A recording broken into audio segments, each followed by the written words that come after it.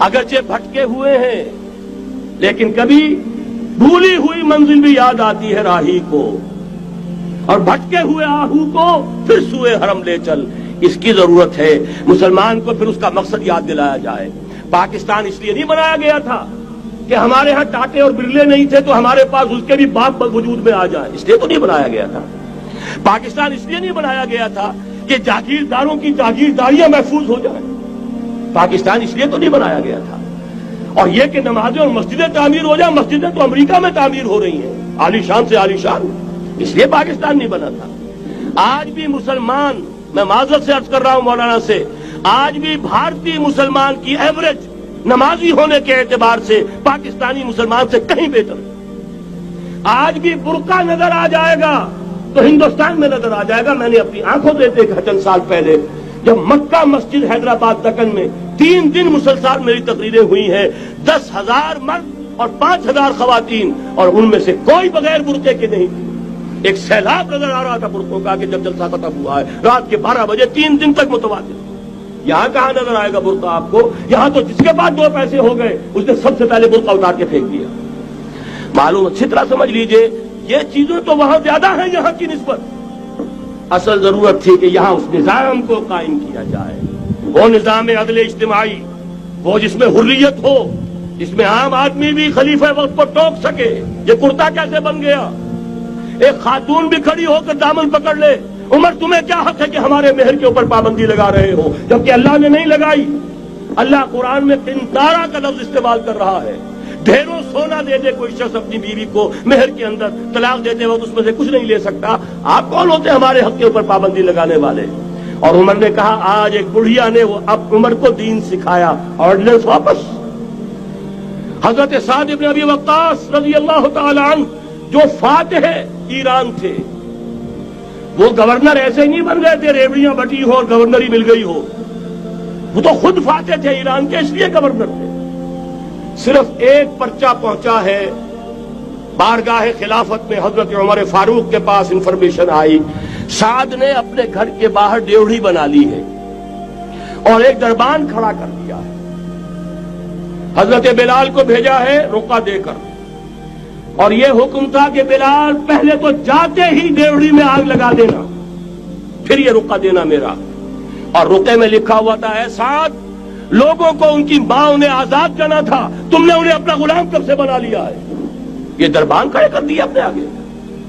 وہ حریت، وہ مساوات کہ جا رہا ہو خلیفہ وقت اور چارج لینے جا رہا ہے بیت المقدس کا، کوئی ذاتی علاج کے لیے نہیں جا رہا، سیر و سیاحت کے لیے نہیں جا رہا، چارج لینے کے لیے بالکل سرکاری وزٹ ہے، آفیشل وزٹ ہے، اسٹیٹ وزٹ ہے۔ اور حال کیا ہے؟ 700 میل کا فاصلہ طے کرنا اور ایک اونٹ نہیں، کوئی انٹوریج نہیں، کوئی قدم و حشم نہیں، کوئی جمبو جٹ بھرے ہوئے نہیں، کچھ نہیں، ایک اونٹنی ایک خادم۔ اس ایک اونٹنی پر چونکہ راستے کا راشن بھی ہے لہذا 2 آدمی نہیں بیٹھ سکتے، ایک بیٹھ سکتا ہے۔ ایک منزل خلیفہ وقت بیٹھا ہوا ہے اوپر اور خادم نکیل پکڑ کر چل رہا ہے، اگلی منزل خادم اوپر بیٹھا ہے اور خلیفہ وقت عمر بن الخطاب رضی اللہ تعالی عنہ اور وہ آگے آگے نکیل پکڑ کر چل رہے ہیں۔ یہ نظام چاہیے آج نوع انسانی کو۔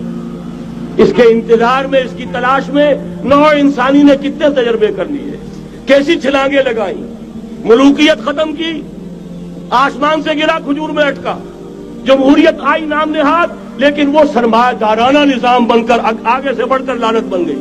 پہلے جاگیردار مسلط تھا، اب سرمایہ دار اور کارخانے دار مسلط ہو گیا۔ اس سے نکلنے کے لیے زور لگایا، کمیونزم کی طرف گئے، چھلانگ لگائی، اب ایک پارٹی ڈکٹیٹر بن کر بیٹھ گئی۔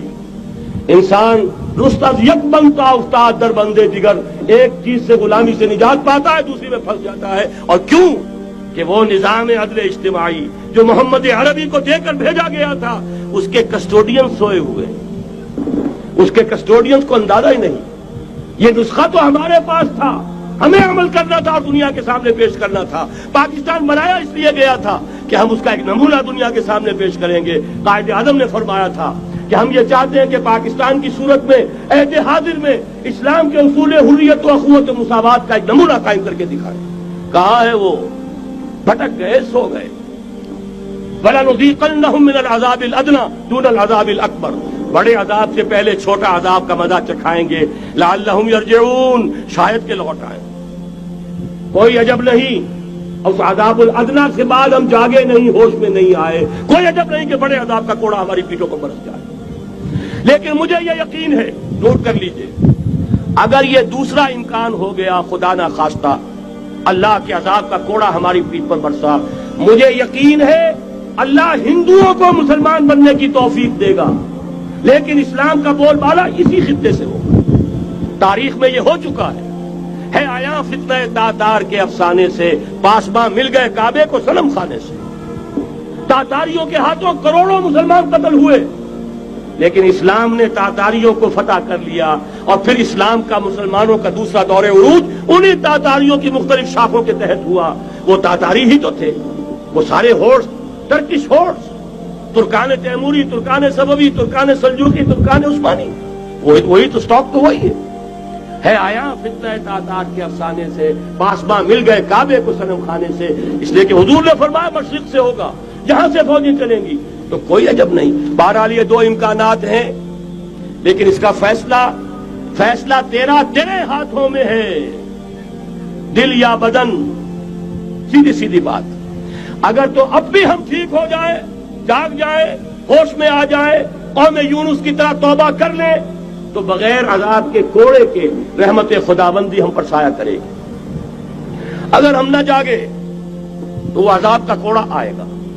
یہ نہیں میں کہہ سکتا ان ادری قریب بعید ما توعدون، یہ میں نہیں کہہ سکتا، یقین کے ساتھ جانتا ہوں کہ آئے گا.